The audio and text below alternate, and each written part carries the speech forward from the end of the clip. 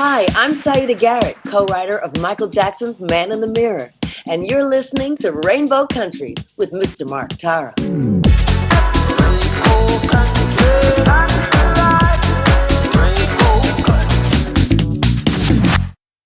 The views and opinions expressed on the following program are those of the persons appearing on the program. Today on Rainbow Country, award-winning playwright Brad Fraser joins me to talk about his memoir, All the Rage, a partial memoir in 2 acts and a prologue. That and more in episode 441, so stay tuned. The Gay Talk Radio right here on Rainbow Country. Hi, this is Emily Saliers from Indigo Girls. Hey everyone, this is Chris Harder, porn star, burlesque performer, and the creator of Porn to Be a Star. You're listening to Rainbow Country with Mark Tara.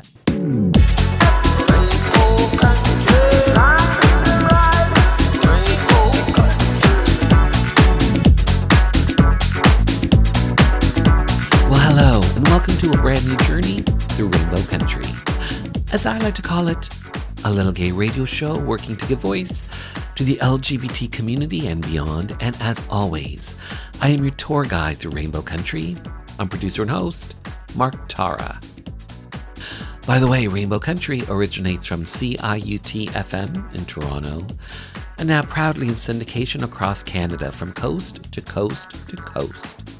The Yukon, British Columbia, Saskatchewan, Manitoba, the east coast of Canada in Newfoundland, Ontario, even down to Buffalo, New York, and online. Well, thanks to you tuning in, streaming, downloading, but ultimately listening. Together, we continue to build Rainbow Country into a nationally syndicated gay radio show, as well as being recognized as a #1 Canadian LGBT podcast. So today, a flashback to my 2021 interview with award-winning playwright Brad Fraser, who joins me in conversation to talk about his memoir, All the Rage, a partial memoir in 2 acts and a prologue. Plus in hour 2, music from LGBT artists, independent artists, voices that we've come to know and love in classic disco, classic 80s, classic house. And on this episode, I'm featuring some classic Canadian disco, some queer electronic, and more. All that lies ahead as we start Journey 441 through Rainbow Country. And our first stop, the Rainbow Country Bookstore. Today, New York Times bestselling author Christopher Rice reads from his queer novel, Sapphire Dawn, the 4th novel in a series that offers tales of passion, intrigue, and steamy romance between men. In the 4th novel, Sapphire Dawn, we are once again transported to a beautiful luxury resort on the sparkling Southern California coast, where strong-willed heroes release the shame that block their heart's desire. By the way, on Amazon.ca, Sapphire Dawn has a rating of 4.7 out of 5 stars.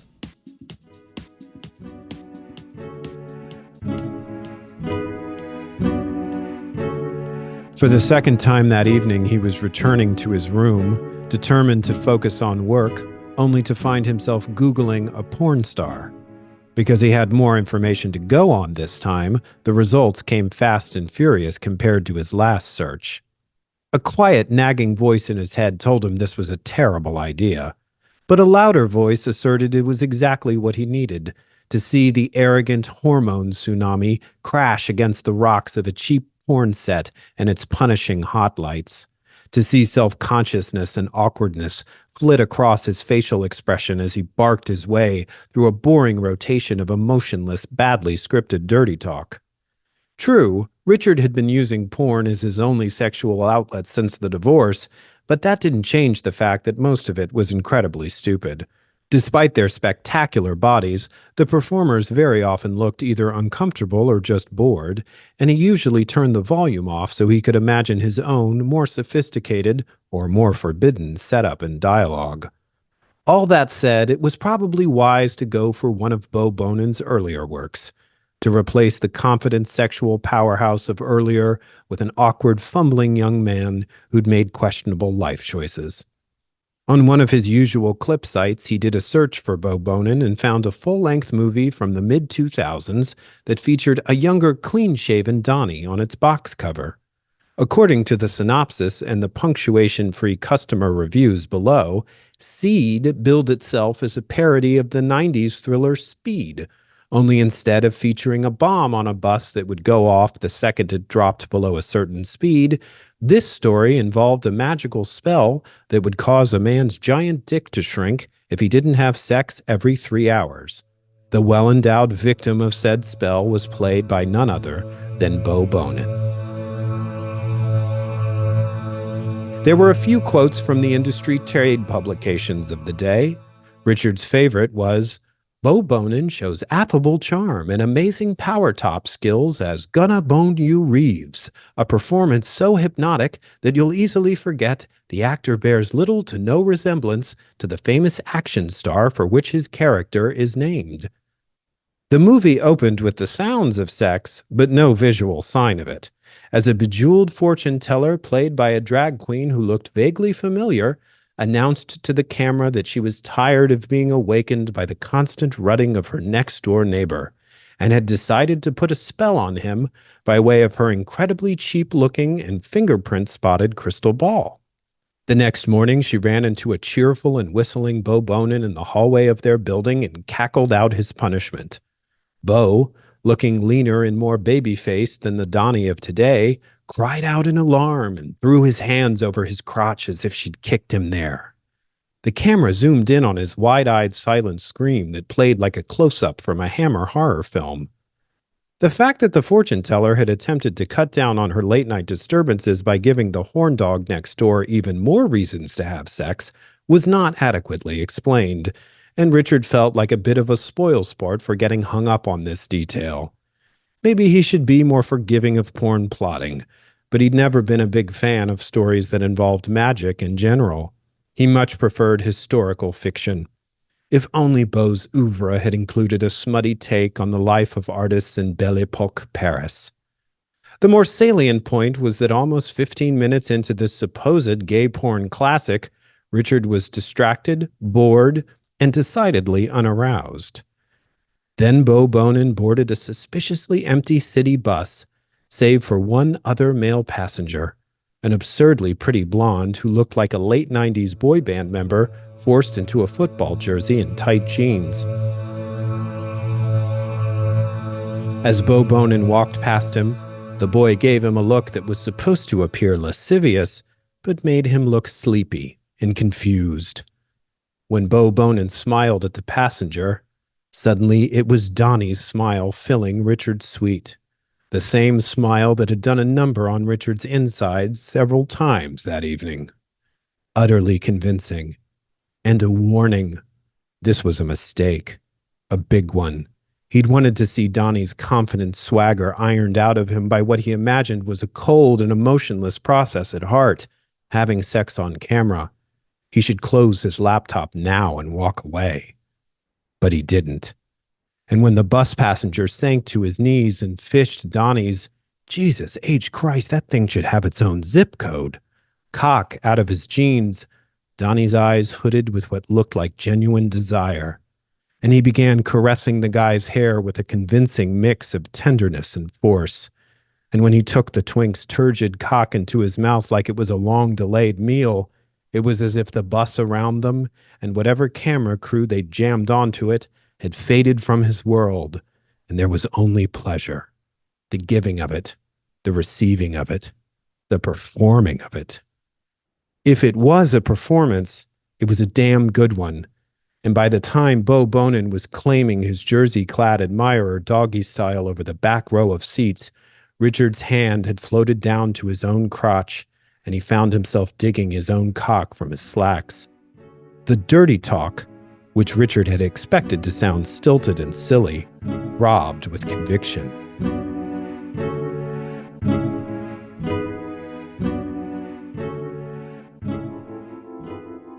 When we talk about the LGBTQ community as if it is something that just exists, I think we're indulging in wishful thinking.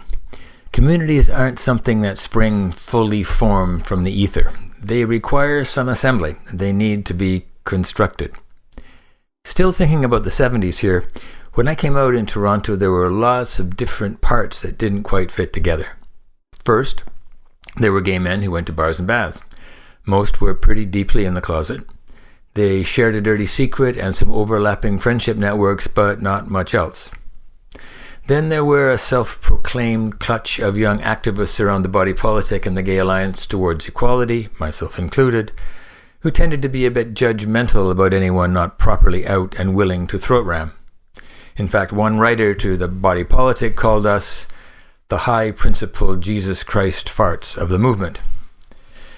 Then there were the new class of gay entrepreneurs who were establishing the first gay businesses along Church Street.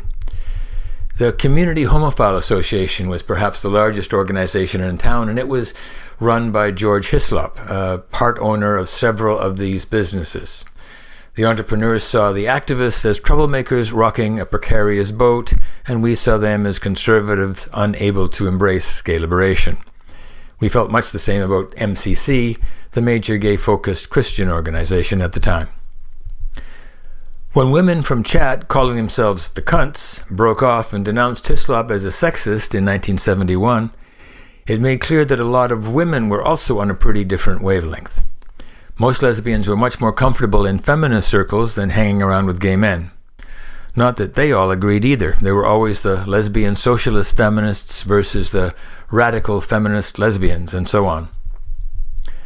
Trans organizing was small and generally had little to do with any of us. Trans men were often concerned with distinguishing themselves from lesbians, and trans women were unwelcome in most lesbian spaces. Gay men were generally suspicious, unclear on the differences between sexual orientation and sexual identity. So it was all a bit of a hot mess. I suppose if you see community like a dysfunctional family where everybody fights all the time, you could call it a community. But if by community you mean people who are cooperating and fighting for a common goal, that probably didn't really happen until the 1980s, when we were all faced with challenges that we couldn't overcome alone. This is Tim McCaskill, a gay liberation dinosaur from another planet and author of Queer Progress. Up next, award-winning playwright Brad Fraser.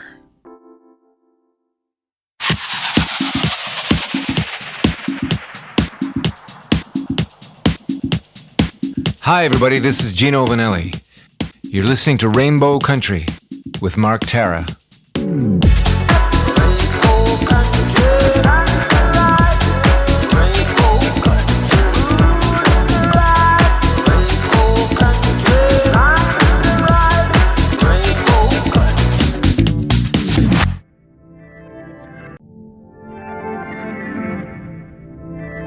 I remember being in the living room of our grandparents' farmhouse.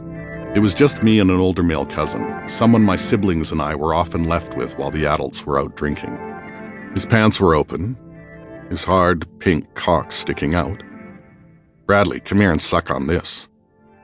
Always an accommodating child, I did what he asked. It was a fun game, though he said I could never tell anyone about it. Sometimes when we were staying at the farm, he'd slip into bed with me late at night and do things I was too tired to remember. After being protected for decades by his family, who loved nothing more than blaming us children for his victimization, this cousin was finally sent to jail for raping an infant. I was molested by other babysitters throughout my childhood. Not all of them were men. Even if my parents or other adults had suspected any of this, I wouldn't have been able to communicate properly what was happening. They gave me no vocabulary to discuss such things. My parents were not communicators. There was no teaching from them. They had no ability to think critically and were driven only by emotion and instinct. I'd learned it was horrible to be yelled at or smacked, but it was even worse to be subjected to the cold, silent treatment they both resorted to for whatever transgression I'd unwittingly committed. Throughout my life, people have remarked on how perceptive I can be, sometimes bordering on psychic. This is the result of having parents who demand you read their jumbled minds even as a toddler. I would eventually become most adept at it with all kinds of people.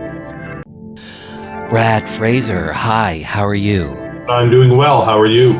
I am well. First of all, I always say this to my guests, but thank you for being here to have your voice, your story be heard by the LGBT community and beyond. So thank you so much for that. So Brad, let's talk about you, shall we?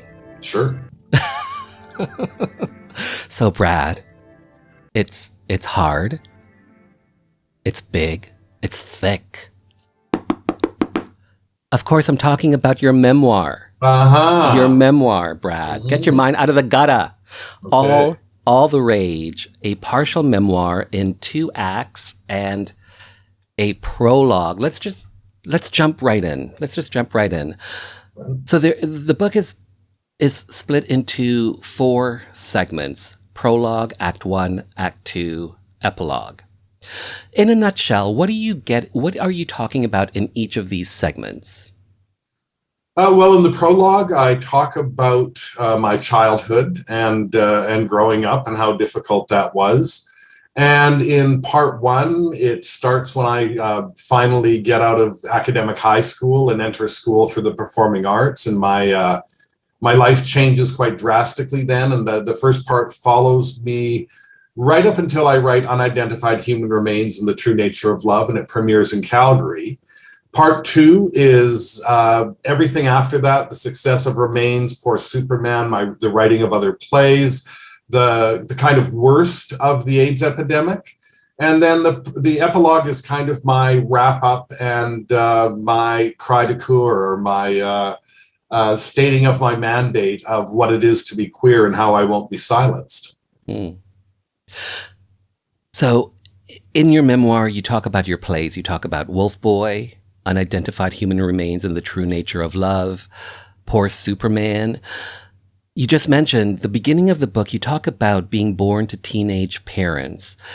You also talk about your upbringing instilling a tremendous anger within you. What was it about your childhood that made you so angry? Talk to me about what happened.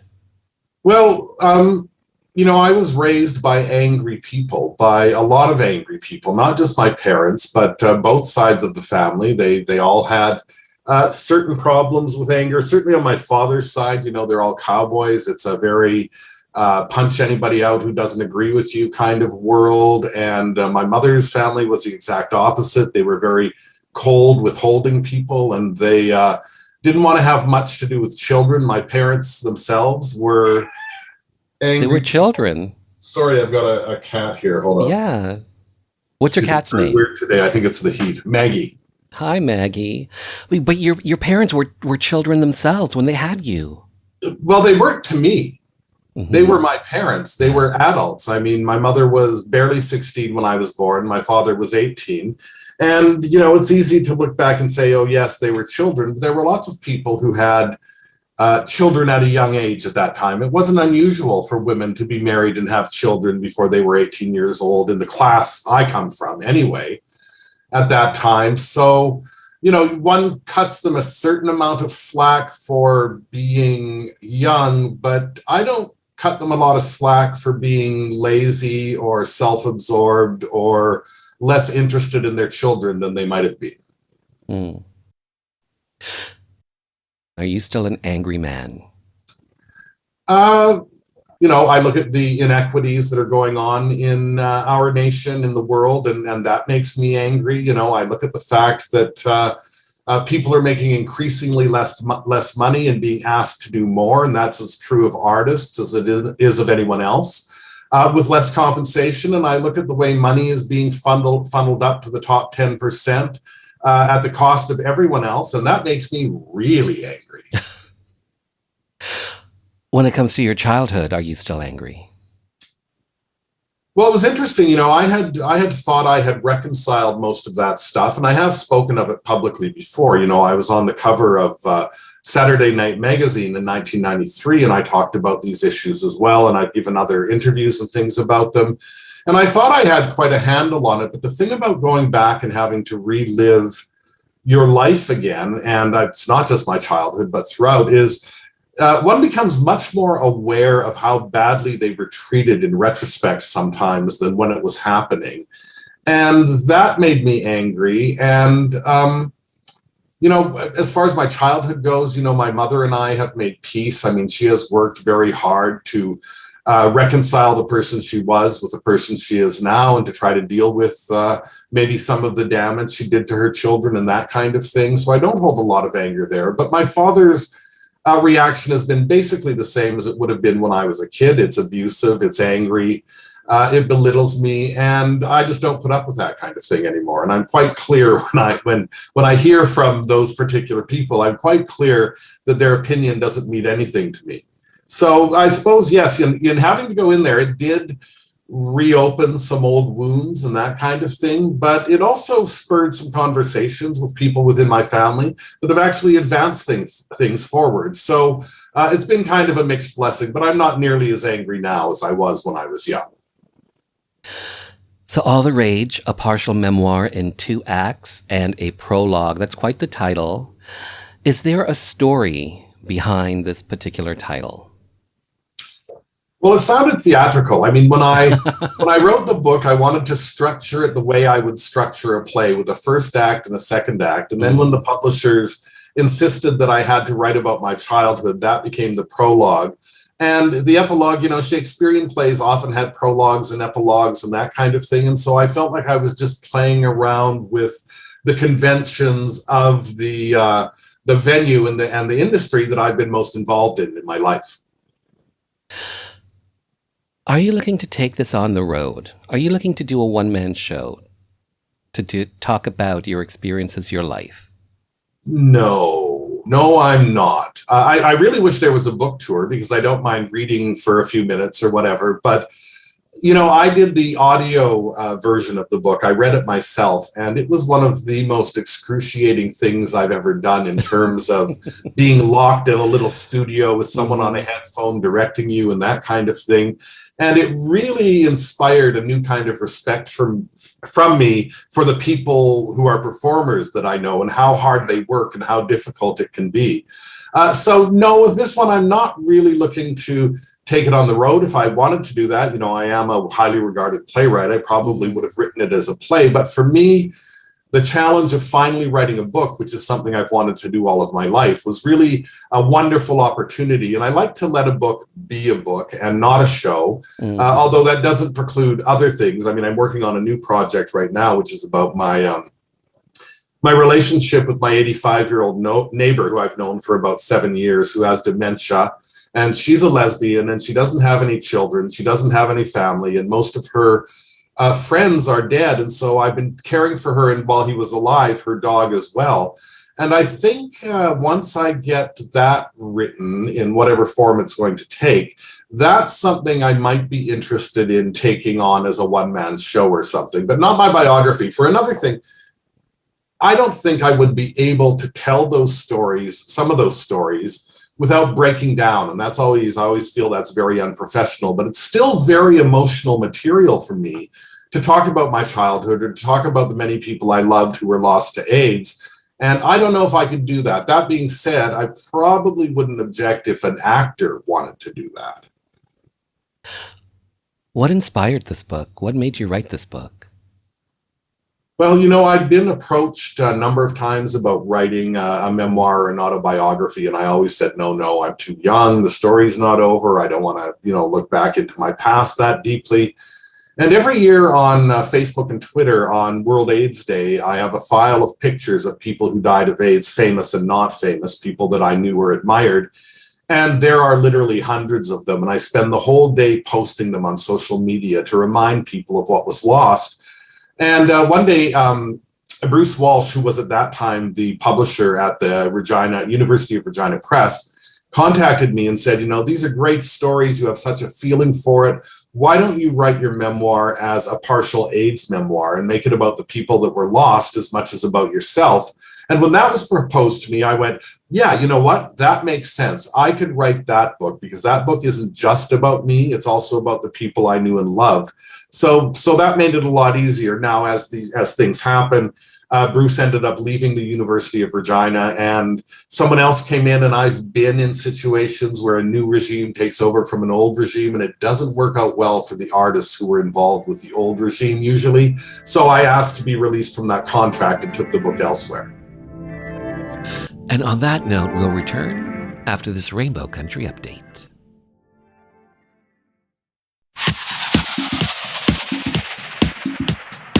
Hi, I'm Agnes.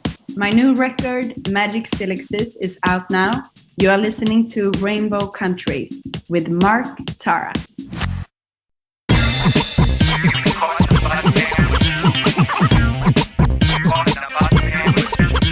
This is gay hip-hop artist, the Mangfather Bob Katz. An artist friend of mine recommended that I check out Mark Tara's Rainbow Country years ago, and I've been enjoying it ever since. Mark's excellent interviews highlight all aspects of the LGBTQ community, and he's not afraid to ask the difficult questions that other hosts avoid. And I love the music that Mark plays on Rainbow Country each week, especially when he plays my music. But seriously, Mark Tara has been such a supporter of my music and has turned me on to so many great LGBTQ artists that I'd never heard of before. I'm so grateful to Mark Tara's Rainbow Country.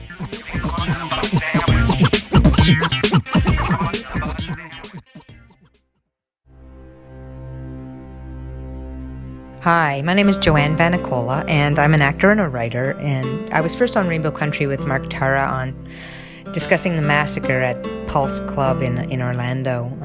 I realized how important it was for our community to have a radio station, specifically for our issues, to talk about people in the LGBTQ community and to provide an outlet for our stories, to discuss our politics, culture, and give voice to the issues that matter to us.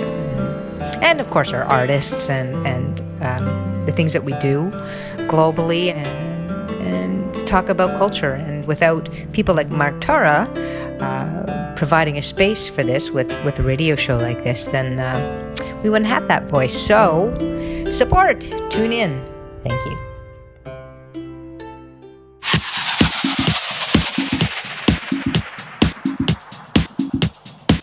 I'm Billy Newton Davis, and we're sitting here on Rainbow Country with the fabulous Mark Tara.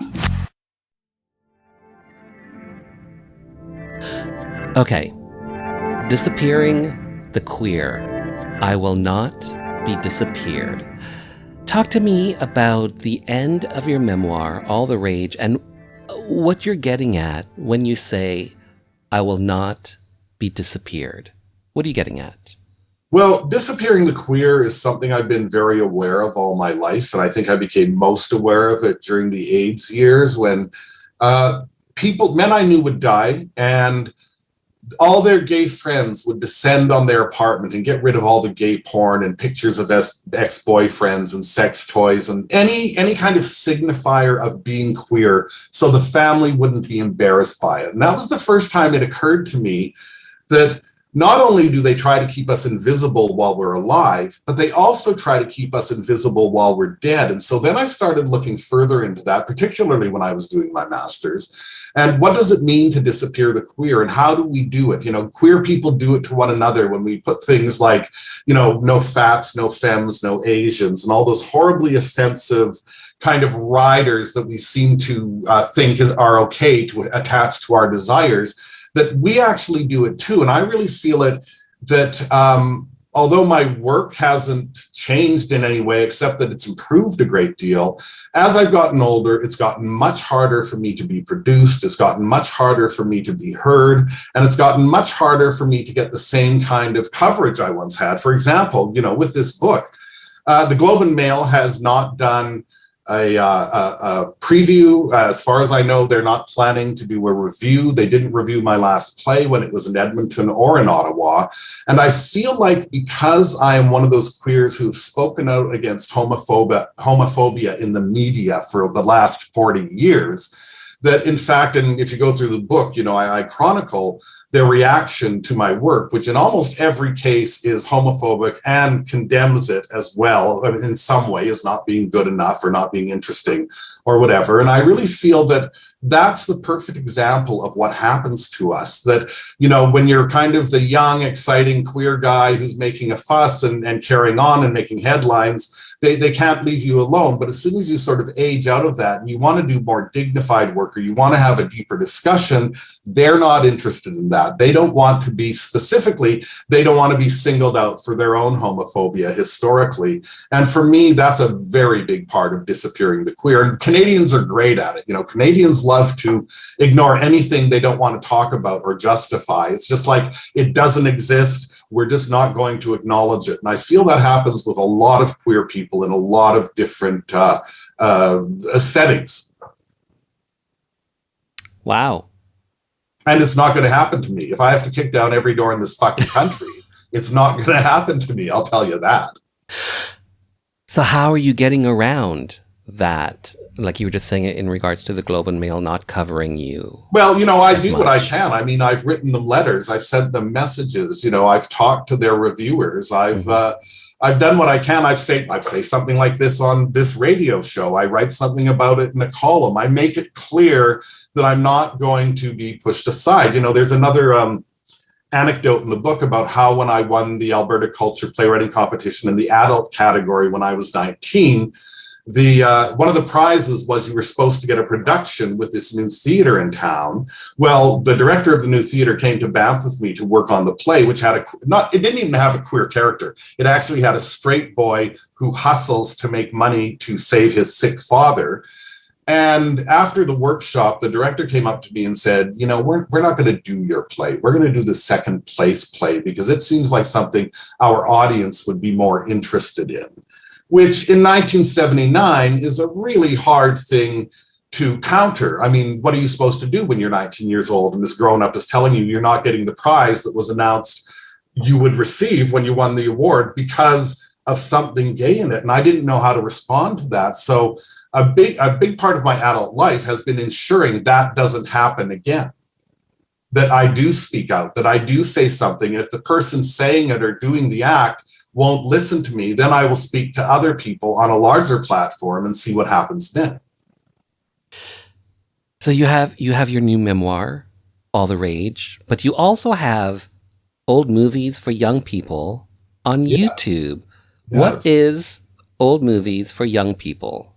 Old Movies for Young People comes from when I did my master's at the University of Toronto 7 years ago.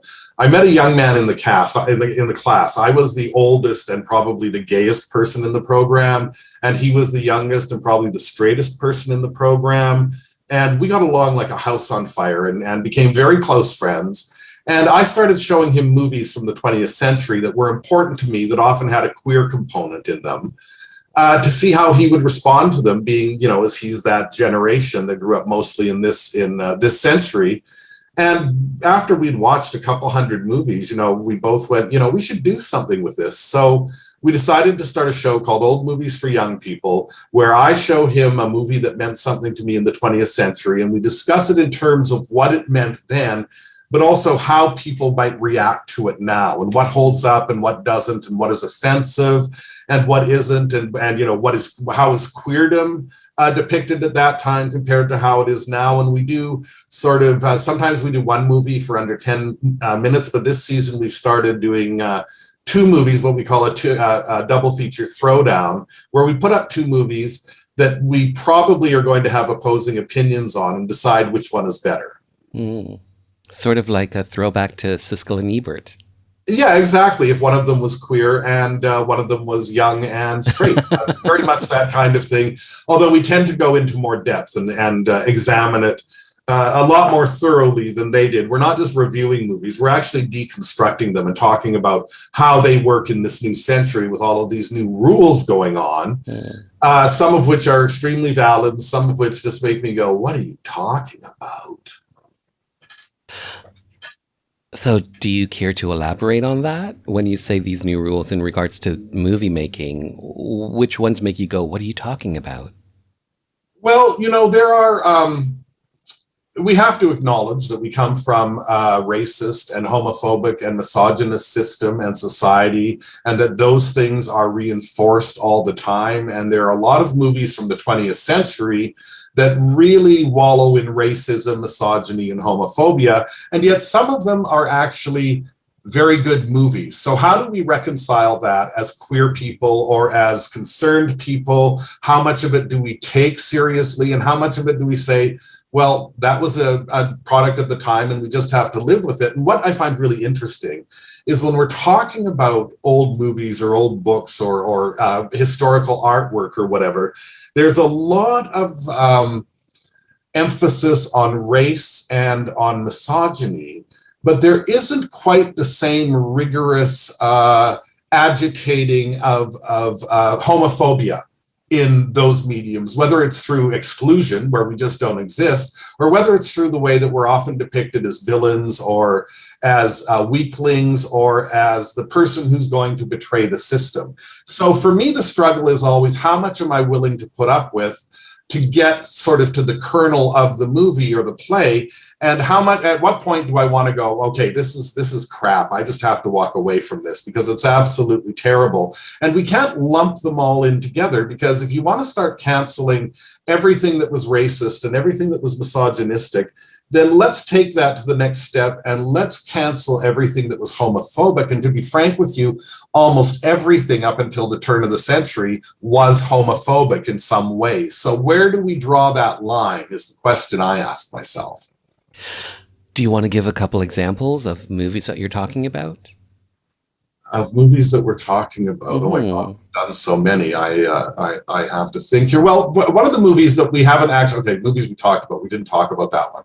One of the movies we haven't spoken about is Cruisin' from 1980, I believe, which was the Al Pacino journey into the dark underworld of gay male sexuality, which when you watch it is like, nothing sexual ever happened on a set this brightly lit, for one thing. And for another thing, the outcry at the time was that this was about murder, that the gay person, people were being murdered, and the gay person was probably a murderer, and it wasn't showing the other side of the way gay people live. And in fact, very few people live in that dark leather underworld, and even then, few people lived in it as well. But my response to that is always, yeah, but we're not making movies or telling stories in order to necessarily bolster a particular segment of society, but we're actually making movies to entertain people, to scare people, to frighten them, to be provocative. And so when I look at that movie and the outcry now, I go, yeah, I historically understand why we were mad about that, but as far as the movie goes, I don't think that many people saw it because it's not a particularly good movie, and it's one that is rather troubling in the way it depicts part of the community, but that doesn't mean we shouldn't talk about it. In fact, I think it's a great jumping off point to start talking about the depiction of queers in the media. Do you consider yourself a cinephile? No, that word has too many academic pretensions to it. I consider myself a movie lover. Okay. I consider myself someone who works in movies, who is working to understand movies, but I also like to look at the larger effect movies have on our society and what attitudes they've been guilty of maintaining and what attitudes they haven't shown, what stories they haven't told. And it was the same thing in the theater. When I started in the theater, I started writing plays for people who didn't go to the theater, people we didn't see on the stage. And I'm not just talking about queer people, I'm also talking about poor people. I'm talking about people like me who grew up in poverty. I'm talking about people from the lower classes who aren't necessarily encouraged to come to the theater. And certainly when they are, most representation they will see will be at best patronizing if they're talked about at all.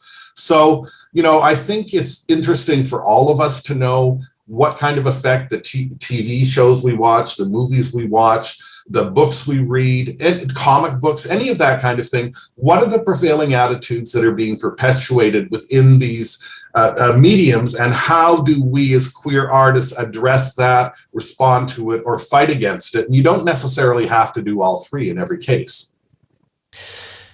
So when it comes to old movies for young people, how long have you been doing this now? We've done 2 seasons. The first season, we did 10 episodes, and we had no idea what we were doing. We were shooting with our phones. We had some basic technical equipment, and it looks terrible. But we had filmed it all. We were going to follow through on it, so I spent months and months editing it and trying to make it look as good as I could. And we put that out there, and we got a fairly good response. So this season, we'd actually rented a studio. It was last summer we were going to do it when we had that brief period where we weren't in lockdown. And we had rented a studio and we couldn't go to the studio. So we ended up doing it in my apartment again. But at this time, we got a technical consultant. We got some lights. We got some proper equipment. And it looks much better. And we did 12 episodes this season, and half of them are double feature throwdowns. So we're talking about a lot of movies. And the finale for the season, which I'm just cutting right now, we are going to compare every version of A Star is Born plus What Price Hollywood, which was the 1932 movie that kind of started the whole thing rolling. So we were much more ambitious this year. Wow. And much better prepared for what we were going to do. We had no idea the first season. And this is on YouTube. It's on YouTube, yes. It's on all platforms, but you can find it most easily on YouTube under Old Movies for Young People, or through my Twitter feed or Facebook page.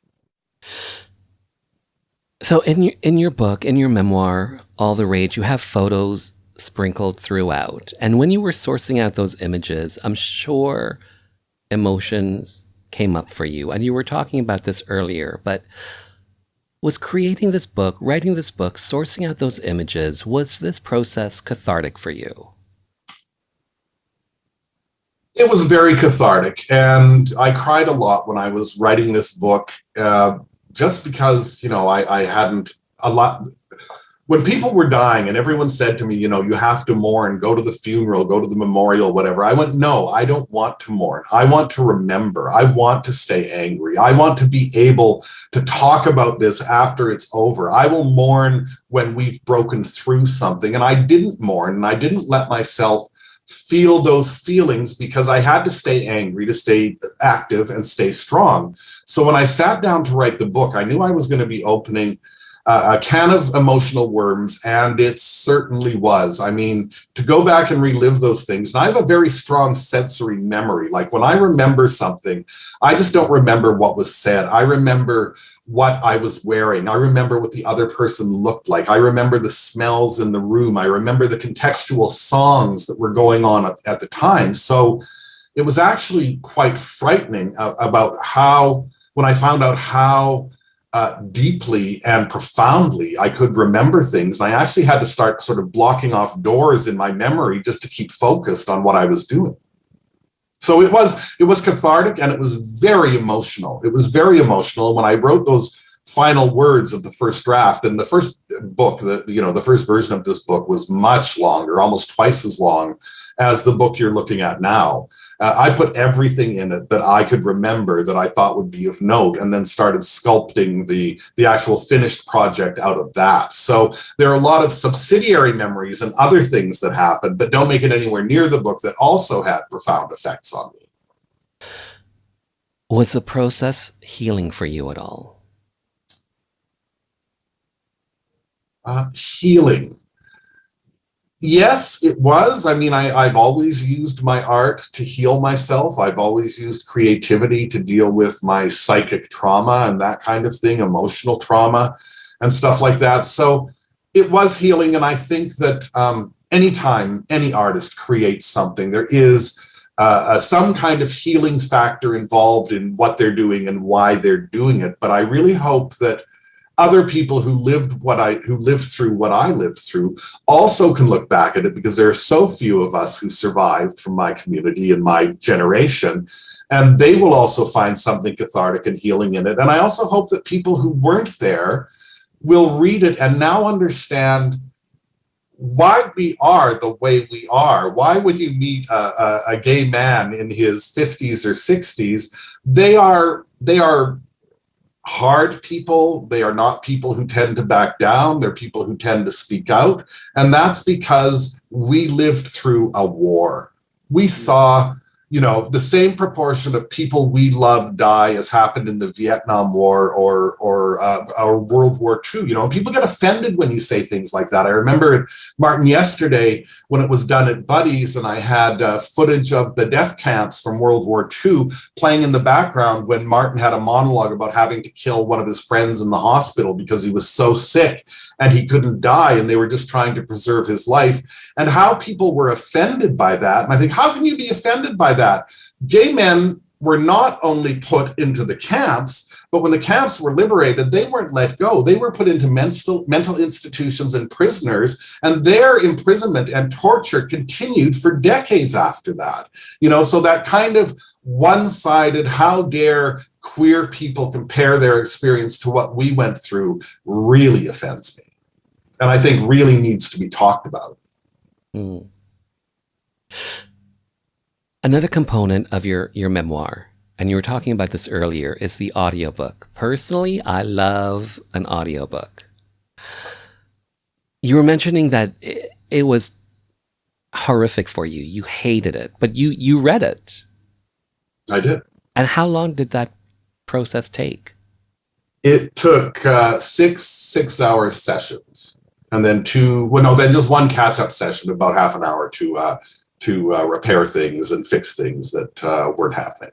Yeah, now, I had actor training and I acted for a number of years and I can do these things, but, I chose not to be a performer after being a performer for a reason. So I don't love audiobooks. I like to read, and I like to read very quickly, and I like my brain to create the voices and things that happen. When I write a play or a movie or a TV show, I'm writing things that are meant to be performed, that are meant to be said aloud. But when I was writing this book, the challenge was, it was completely different. I wasn't just writing the tip of the iceberg, I was writing the entire iceberg. And so I could go into people's heads and I could editorialize and I could do all of those things that I can't do when I'm a dramatist. So that was very interesting to me. But then you do those things and you write those very intimate moments and things like that. And I never for a moment thought I would have to read them aloud in the presence of other people. So things that I write when I'm by myself, that people read when they're by themselves, have a much different impact, particularly when one is talking about their sex life or their drug use, than they do when you have to say those things aloud, Mm. This will come as no surprise to you, but you are an outspoken individual. And when it comes to social media, that's a platform for people to, express themselves. I have been, from the time I was 13 years old and I stood up to my abusive father and said, you can't do this to me anymore. Mm. I have always been the guy who says the things other people think but won't say. That is my role. In any group that I've been in, that's who I have had to become, because most people are very reticent about expressing an honest opinion, particularly if it's negative or critical in some way. And so I went, okay, well, I'm never going to get anywhere by doing what everyone else is doing. So let's do what everyone else isn't doing. And let's say those things that aren't being said. Let's speak out when something wrong is going on. Let's be the guy, and I'm very lucky because I'm a very tall, white-appearing man, and I've gotten bigger as I've aged, so I become more intimidating to people. So I'm granted a certain level of privilege within our society just by who I am and how I look. And so if I have that privilege, why not use it in a constructive manner? Why not use it to do and say the things other people may not have the strength or the courage or the ability to say? Facebook, I can have sort of long conversations with people and write essays and get into depth and stuff. I follow politics a lot. I don't subscribe to the popular hegemony. I'm not afraid to have an alternate opinion. And I like being able to call out politicians and so-called leaders in our society publicly. It's a great freedom. I mean, for years and years, all we could do was write letters to the newspaper that upheld all those attitudes anyway, which they may or may not print. But on social media, we have a platform where we can say what we want, and those who want to hear us can join us and agree or disagree. And I think that's a very powerful tool, as Donald Trump has proven.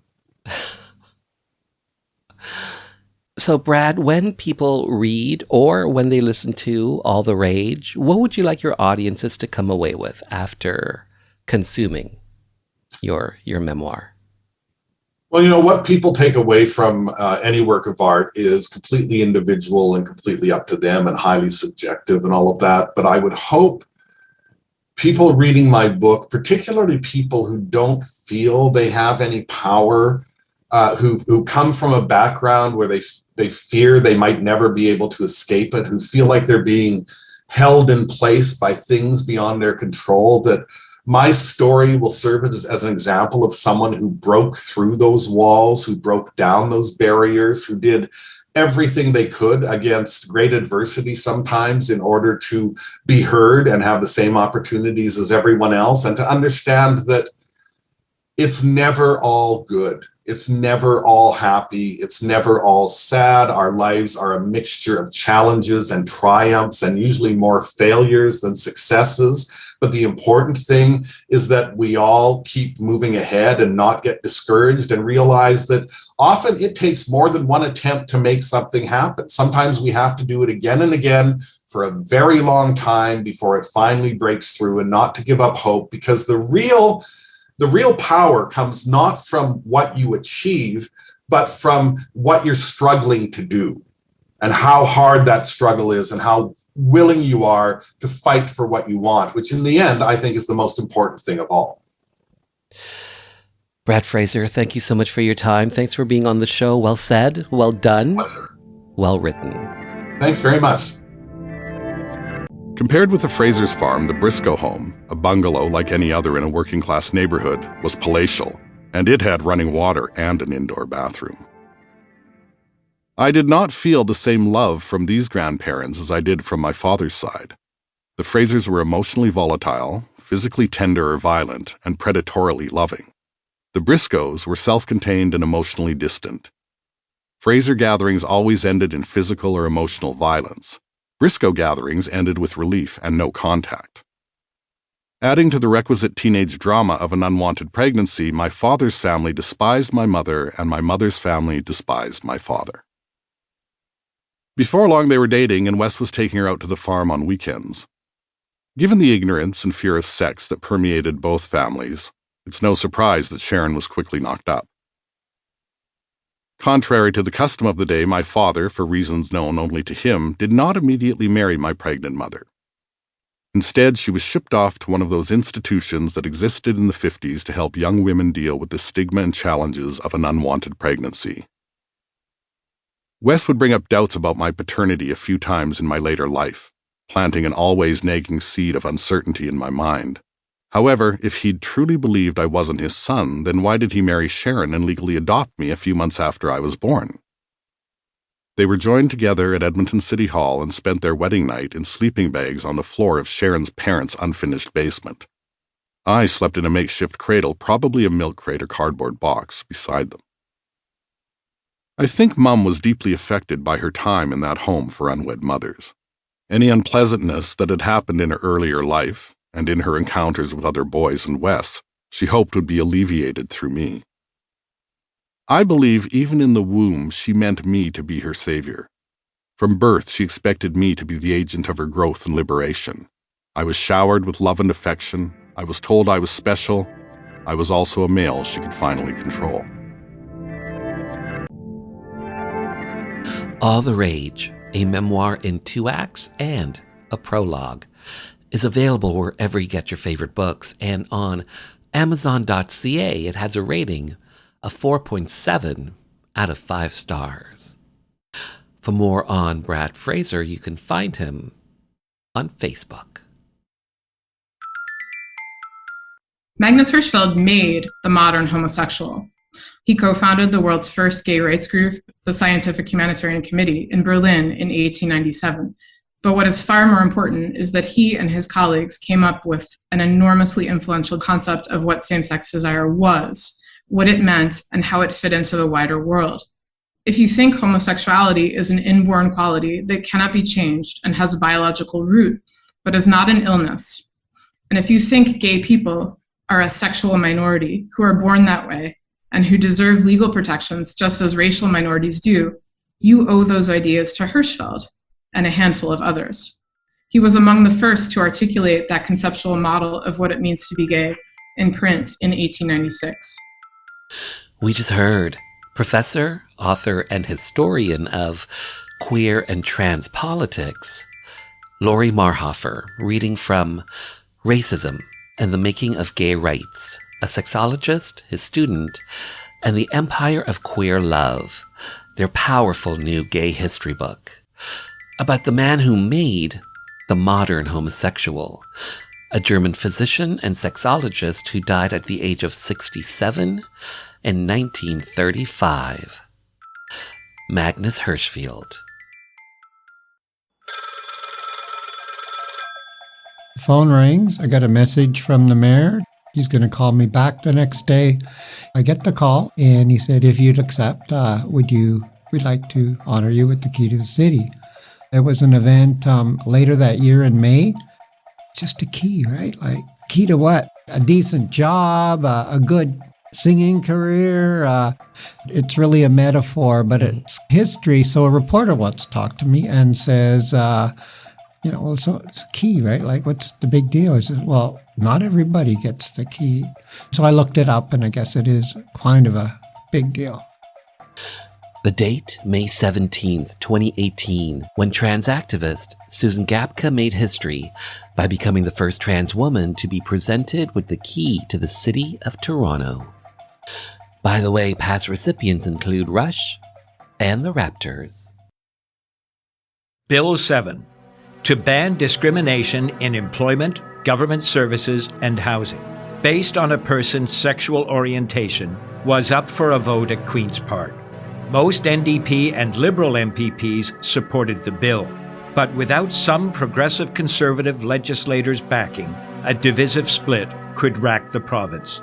4 PCs decided to break party ranks to vote with their conscience and support Bill 7. Cabinet Minister and MPP Dennis Timbrell did it to show solidarity for his beloved brother, the well-known drag queen Rusty Ryan. And for me, a gay politician who was not yet out, I had to take a stand. We were known as the Gang of Four. I'm former Cabinet Minister and MPP Phil Gillies. The date, December 2nd, 1986, when LGBT rights came to Ontario.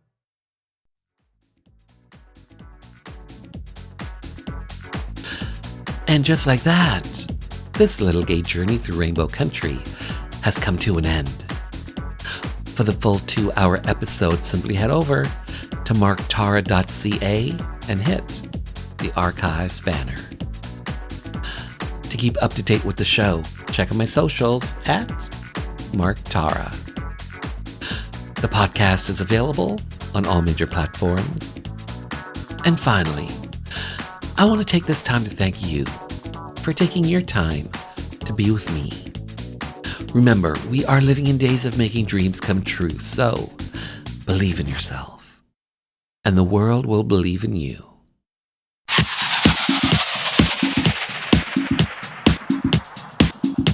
Hi, I'm Gord Depp of the Spoons. You're listening to Rainbow Country with Mark Tara.